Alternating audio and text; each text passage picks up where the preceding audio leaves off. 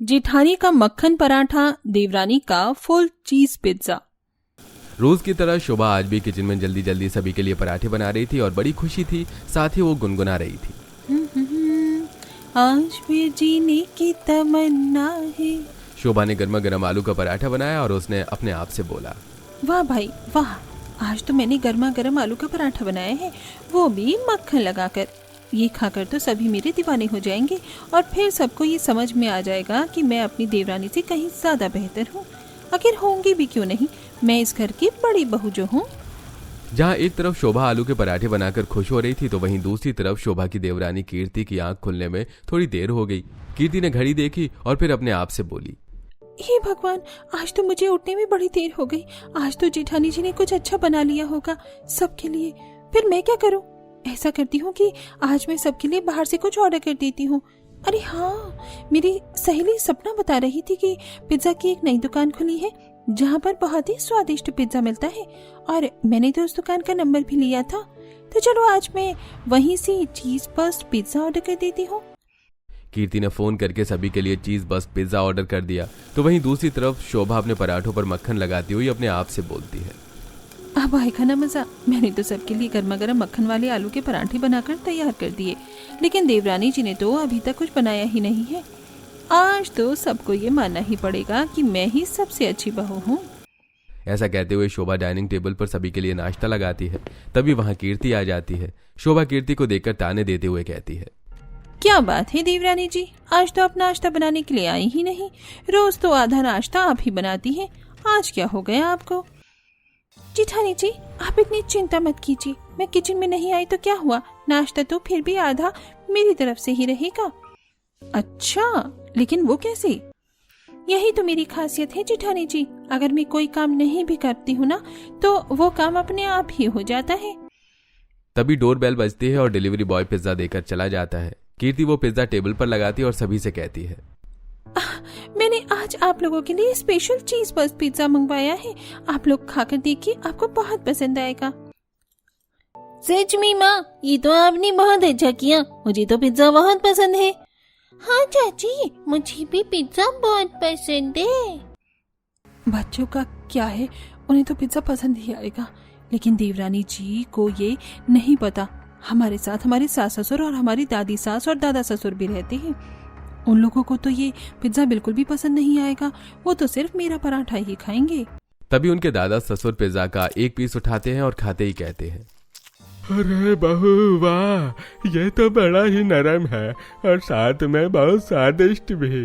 अरे भाई, इसे खाकर तो मजा ही आ गया, जरा एक पीस और देना मुझे। ये सुनकर शोभा का मुंह उतर गया और ये बात दादी समझ जाती हैं। तभी दादी सास कहती है, अभी ना कुछ ज्यादा ही तारीफ कर रहे हैं पिज्जा की। कुछ भी कहो, ये शहरी पिज्जा हमारे गांव के आलू के पराठे की बराबरी नहीं कर सकता। ला बहू, जरा मुझे आलू के पराठे तो देना। ये सुनकर शोभा मन ही मन बहुत खुश हो जाती है और अपने आप से कहती है, ये बात हुई ना दादी सास जी। तो वहीं दूसरी तरफ घर के बाकी सभी लोगों को भी पिज्जा बहुत पसंद आता है। अब तो अक्सर यही ऐसा होता, जहां शोभा अलग अलग तरह के मक्खन वाले पराठे बनाती तो वहीं कीर्ति अलग अलग तरह के पिज्जा उस नई दुकान से ऑर्डर करके मंगाती। कुछ दिन तक ऐसा ही चलता रहा, लेकिन अचानक एक दिन जब कीर्ति ने चीज पिज्जा मंगवाने के लिए फोन लगाया तो उसे पता चला कि वो दुकान बंद हो गई। कीर्ति परेशान होते हुए खुद से कहती है, अरे नहीं, पिज्जा की दुकान बंद नहीं होनी चाहिए थी।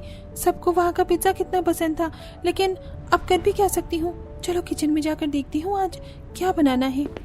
ऐसा कहकर कीर्ति किचन में जाती है, जहाँ पर शोभा पहले ही मक्खन लगाकर पराठे बना रही थी। शोभा कीर्ति को देखते ही बोलती है, देवरानी जी, मुझे ये पता चला कि पिज्जा की दुकान बंद हो गई है, अब आप क्या करोगी? वैसे आपको एक बात बता दूं कि आज मैं पनीर के पराठे बना रही हूँ, जो मेरी बेटी सोनू और आपकी बेटी नैना दोनों बहुत पसंद करते हैं। आपको तो पता ही है कि वो दोनों पनीर के पराठे के कितने बड़े फैन हैं, और अगर मेरे हाथों के पनीर के पराठे हो तब तो वो दोनों तारीफ करते थकते नहीं है। जेठानी जी, इतना खुश होने की कोई जरूरत नहीं। क्या हुआ अगर वो दुकान बंद हो गई तो? आप जब हाथ से पराठे बना सकती हो तो मैं भी तो हाथ से पिज्जा बना सकती हूँ ना। मुझे पहले से ही पता चल गया था कि वो दुकान बंद होने वाली है। ऐसा कहकर कीर्ति ने कबर्ड से एक थैला निकाला और उसमें से पिज्जा बेस और पिज्जा बनाने का सारा सामान निकालने लगी और शोभा से कहती है, मैंने तो पहले से ही पिज्जा का सारा सामान मंगा कर रखा था, आज मैं अपने हाथों से चीज पिज्जा बनाऊंगी। ये सुनकर शोभा को बहुत बुरा लगता है।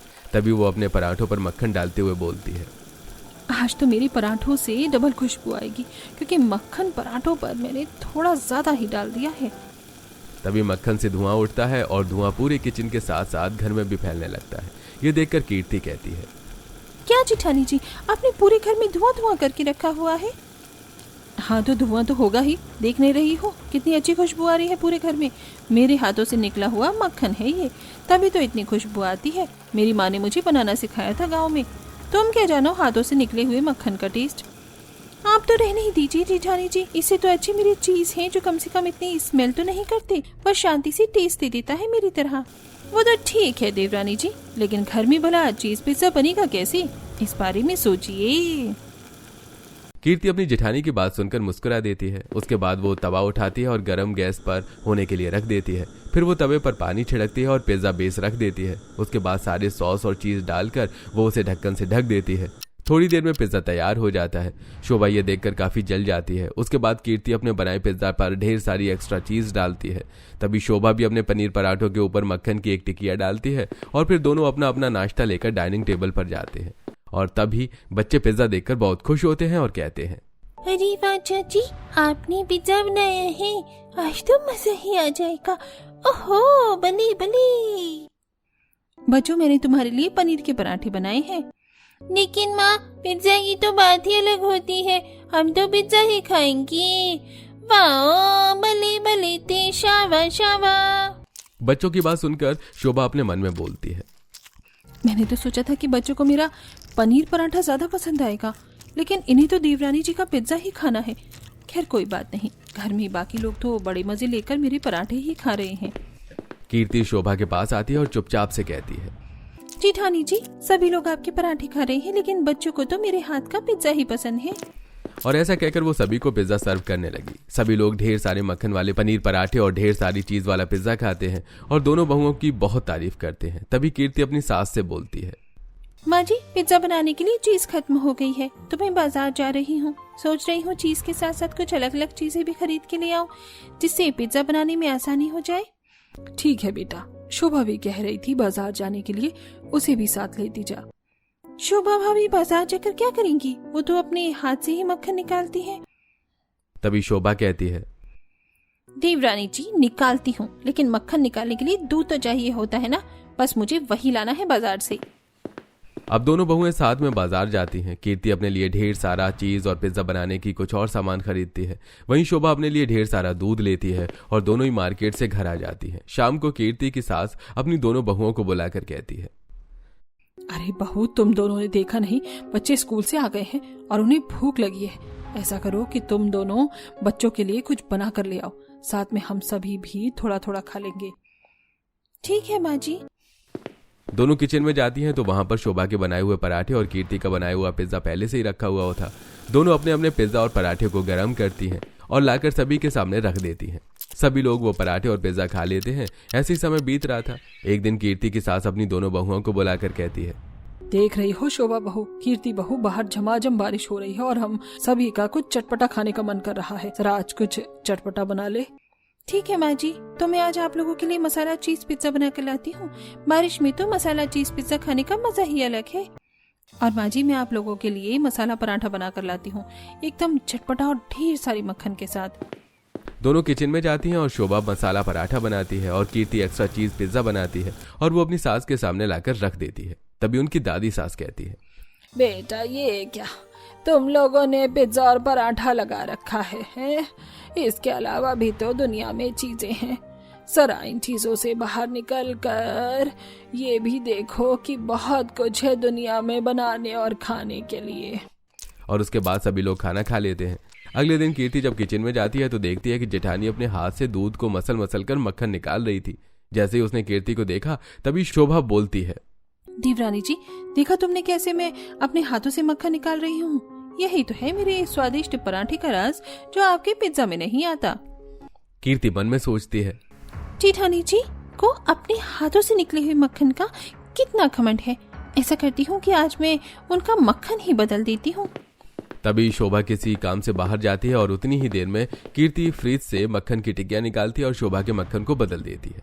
थोड़ी देर बाद शोभा किचन में आती है और अपने पराठे बनाने लगती है, लेकिन जैसे वो पराठे पर मक्खन डालती है तो उसकी खुशबू से समझ जाती है कि कीर्ति ने मक्खन बदल दिया है। और फिर शोभा कहती है, देवरानी जी, तुमने मेरा मक्खन क्यों बदला? अगर मैंने तुम्हारा पिज्जा बिगाड़ना शुरू कर दिया ना तो याद रखना, तुम्हारा पिज्जा कभी अच्छा नहीं बनेगा। कीर्ति शर्मिंदा हो जाती है। शोभा ने उन पराठों को साइड किया और दोबारा से अपना मक्खन निकाला और पराठे बनाने लगी। ऐसे ही समय बीतता है। तभी एक दिन घर में सब्जियां खत्म हो जाती हैं। तब शोभा अपनी सास के पास जाती है और अपनी सास से बोलती है, माँ जी, घर में सारी सब्जियां खत्म हो गई हैं, इसलिए मैं मंडी जा रही हूँ ताकि मैं वहाँ से पराठे बनाने के लिए कुछ सब्जियां ले आऊँ। रुकिए जेठानी जी, मैं भी आपके साथ चलती हूँ। मुझे भी पिज्जा बनाने के लिए अलग अलग तरह की सब्जियां चाहिए। अब दोनों देवरानी जेठानी बाजार पहुंचती हैं और सब्जियां देखना शुरू करती हैं। तभी उन्हें लाल लाल बड़े बड़े टमाटर दिखाई देते हैं। तो कीर्ति कहती है, जेठानी जी देखिए ना, टमाटर कितने सुंदर लग रहे हैं। सबसे पहले टमाटर ही खरीद लेते हैं। दोनों बहुओं ने मिलकर टमाटर खरीदे, लेकिन तभी झमाझम बारिश होने लगी, जिसकी वजह से वो लोग और सब्जियां नहीं खरीद पाई और केवल टमाटर लेकर उन्हें वापस आना पड़ा। अब रात के खाने की बारी आई तो शोभा अपने आप से बोलती है, बारिश की वजह से सब्जियां तो हम खरीद नहीं पाए, लेकिन ये टमाटर मिले। लेकिन कोई बात नहीं, आज मैं इन्हीं टमाटरों से टमाटर पराठा बनाकर तैयार करूंगी जो सभी को बहुत पसंद आएंगे। अब शोभा टमाटर को बारीक बारीक काटती है और उसमें कुछ मसाले मिलाकर उनके टमाटर पराठे बना लेती है। कीर्ति जब शोभा को टमाटर पराठे बनाते हुए देखती है तो वो कहती है, क्या बात है जेठानी जी, आज तो आपने कुछ यूनिक पराठे बनाए हैं, टमाटर के पराठे। यही तो मेरा टैलेंट है देवरानी जी। ठीक है, तो आप मेरा भी टैलेंट देखिए, मैं भी आज टमाटर पिज्जा बनाऊंगी। अब कीर्ति टमाटर को बारीक बारीक काटकर पिज्जा बेस के ऊपर रखकर और एक्स्ट्रा चीज डालकर टमाटर पिज्जा बना देती है। फिर दोनों अपने अपने हाथों से बनाया हुआ टमाटर पराठा और टमाटर पिज्जा डाइनिंग टेबल पर लगा देते हैं। सभी टमाटर पराठा और टमाटर पिज्जा देखकर बहुत खुश होते हैं। तभी उनकी सास कहती है, क्या बात है बहू, तुम लोग तो सच में बहुत टैलेंटेड हो। टमाटर पराठा आज तक कभी नहीं सुना और टमाटर पिज्जा भी कभी नहीं सुना, लेकिन तुम दोनों ने बना दिया। तुम दोनों का तो जवाब ही नहीं है। हाँ माँ जी, यही तो है, जेठानी के मक्खन के पराठे वर्सेस देवरानी का चीज पिज्जा। उनकी बातें सुनकर सभी लोग हंसने लगते हैं। तभी सभी लोगों ने बड़े ही चाव से खाना खाया। बस ऐसे ही समय बीत रहा था और एक दिन कीर्ति की सास सीढ़ियां उतरते हुए बहुत थक जाती है। तभी वो अपने आप से बोलती है, हे भगवान, लगता है मेरी उम्र कुछ ज्यादा ही जल्दी ढल रही है। अब तो 2-4 सीढ़ियां उतरने में भी मेरी सांस फूल जाती है। लगता है कि मुझे अब अपना कमरा पहली मंजिल में ही शिफ्ट करना पड़ेगा। ऐसे ही कुछ दिन बीत जाते हैं। एक दिन कीर्ति की सास अपनी दोनों बहुओं को बुलाकर कहती है, शोभा, कीर्ति, तुम दोनों ध्यान से सुनो। कल मेरी ननंद आ रही हैं झांसी से। वो कल सुबह 5 बजे की गाड़ी से आ जाएंगी और हमारे साथ कुछ दिनों तक रहेंगी। ध्यान रहे, वो काफी पुराने विचारों की हैं। उनके सामने मुझे किसी तरह का झगड़ा नहीं चाहिए। तुम दोनों अपनी अपनी पसंद से उनके लिए नाश्ता बना लेना। और हाँ, एक बात और, हमारे घर में ये जो पराठा और पिज्जा को लेकर किटकिट होती है, इसकी भनक भी उन्हें नहीं लगनी चाहिए, वरना तुम दोनों अपना अपना बोरिया बिस्तर बांध लेना इस घर से। ये सुनकर कीर्ति बोलती है, माँ जी, आप बिल्कुल चिंता मत कीजिए। आप देखिएगा बुआ जी आपकी छोटी बहू की बहुत तारीफ करेंगी। माँ जी, वो छोटी बहू की तारीफ करे या ना करे, लेकिन बड़ी बहू की तो पक्का तारीफ करेंगी, क्योंकि मक्खन वाले पराठे तो हर गांव के निवासियों को पसंद होते हैं। इसके बाद शोभा किचन में जाती है और अपने मन में सोचती है, कल मुझे कुछ अलग तरह का पराठा बनाना चाहिए। ऐसा करती हूँ कि मटर भिगो देती हूँ, सुबह नाश्ते में मटर के पराठे बना दूंगी। ऐसा कहकर शोभा मटर भिगो देती है और किचन से बाहर निकल जाती है। शोभा को मटर भिगोते हुए देख कीर्ति फिर किचन में जाती है और कहती है, अच्छा, तो बुआ जी को इम्प्रेस करने के लिए जेठानी जी मटर के पराठे बनाने जा रही हैं। कोई बात नहीं, मैं भी अपने लिए मटर भिगो देती हूँ और मैं भी मटर का पिज्जा बना लूंगी, वो भी कल। वैसे भी गांव वालों को हरी हरी चीजें बहुत पसंद आती हैं, तो उन्हें मेरा हरा भरा मटर पिज्जा भी बहुत पसंद आएगा। अगले दिन सुबह सुबह बुआ जी आ जाती हैं। सभी लोग उनके पैर छूते हैं, उनसे आशीर्वाद लेते हैं और फिर उनसे ढेर सारी बातें करते हैं। तब तक नाश्ते का भी टाइम हो जाता है। तभी कीर्ति की सास कहती है, दीदी, अब आप नहा धोकर तैयार हो जाइए, तब तक आपकी दोनों बहुएं नाश्ता बनाकर लगा देंगी, फिर हम सब लोग साथ में नाश्ता करेंगे। अब बुआ जी नहा धोकर तैयार होकर डाइनिंग टेबल पर पहुंचती हैं। सभी लोग मिलकर नाश्ते की टेबल पर बैठे होते हैं।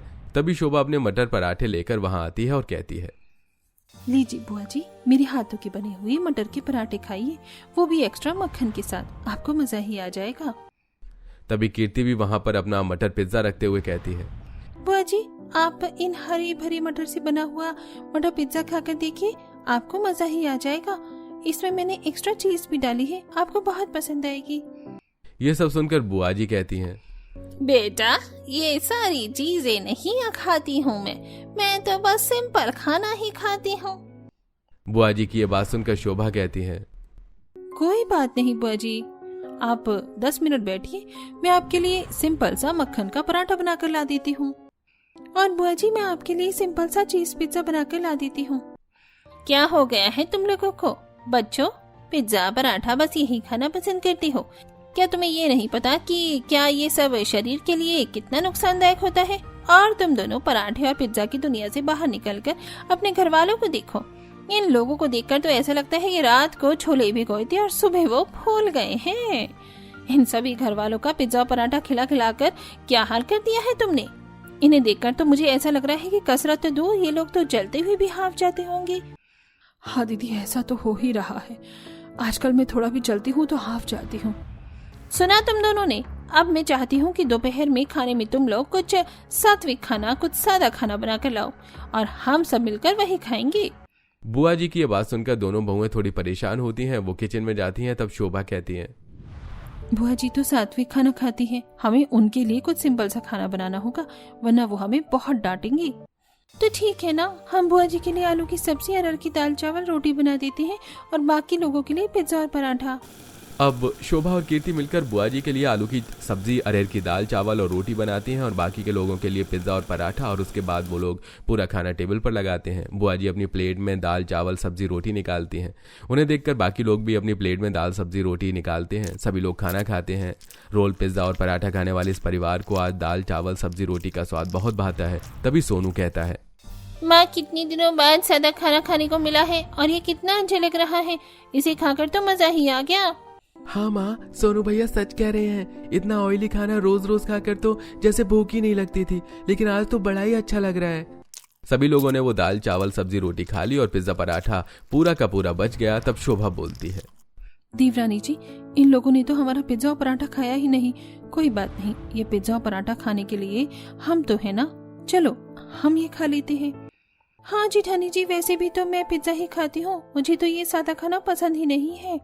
अब दोनों देवरानी जेठानी अपना अपना पिज्जा और पराठा खा लेते हैं। अब तो ये रोज की बात हो गई थी। वो दोनों सात्विक खाना बनाती, साथ ही पिज्जा और पराठा भी बनाती। बुआ जी के साथ पूरा परिवार भी वही खाना खाता और बचा हुआ पिज्जा और पराठा वो दोनों खुद खाती। लगातार पिज्जा और पराठा खाकर वो दोनों भी बोर हो चुकी थी। एक दिन सभी के खाना खाने के बाद जब वो दोनों खाना खाने बैठी तो शोभा बोलती है, देवरानी जी, आपको नहीं लगता कि हम रोज रोज पिज्जा पराठा खाकर बोर हो गए हैं? क्यों ना आज हम भी बाकी घर वालों की तरह सादा खाना खाकर देखें। हाँ जेठानी जी, आपने तो मेरे मुंह की बात छीन ली, मैं भी यही कहने वाली थी आपसे। फिर वो दोनों ही दाल चावल सब्जी रोटी खाती हैं और उसका स्वाद उन्हें बहुत पसंद आता है। अब 2 दिन बीत चुके थे और पूरे परिवार के साथ साथ दोनों बहुएं भी सात्विक खाना खा रही थी और उन सबको बहुत ही स्फूर्ति महसूस हो रही थी और ये बात बुआ जी भी महसूस कर रही थी। एक दिन सुबह सुबह बुआ जी बोली, शोभा कीर्ति, अब तो तुम लोग समझ गए होगे कि सात्विक खाना खाने में ही सबका भला है। हफ्ते में कभी कभार पराठे और पिज्जा खाया जा सकता है, लेकिन रोज रोज नहीं। हाँ बुआ जी, आप सही कह रही हैं। अब हमने सोच लिया है कि हर इतवार जेठानी जी सुबह आलू के पराठे बनाएंगी, वो भी एक्स्ट्रा मक्खन की टिकिया के साथ, और शाम को मैं एक्स्ट्रा चीज पिज्जा बना दिया करूंगी। लेकिन हम ये हर हफ्ते में केवल इतवार को ही खाया करेंगे। इसके सिवा हम बाकी दिन सात्विक खाना ही खाया करेंगे। और मैं और जेठानी जी ने तो सुबह के नाश्ते की लिस्ट भी बना ली है, जैसे पोहा, इडली, उपमा, डोसा। हम सभी को ये बना कर खिलाया करेंगे। और वैसे भी जेठानी जी और मेरे हाथों में तो स्वाद का जादू है। हाँ बच्चों, अब तुम लोग बिल्कुल सही कह रहे हो। अब वो लोग अलग अलग तरह का सादा खाना बनाकर अपने परिवार को खिलाते हैं। थोड़े दिनों बाद बुआ जी के जाने का समय हो जाता है। वो सभी को आशीर्वाद देकर सबसे विदा लेती हैं और अब देवरानी और जेठानी दोनों मिलकर रहने लगती हैं और साथ में सादा खाना बनाकर खाने और खिलाने लगती हैं।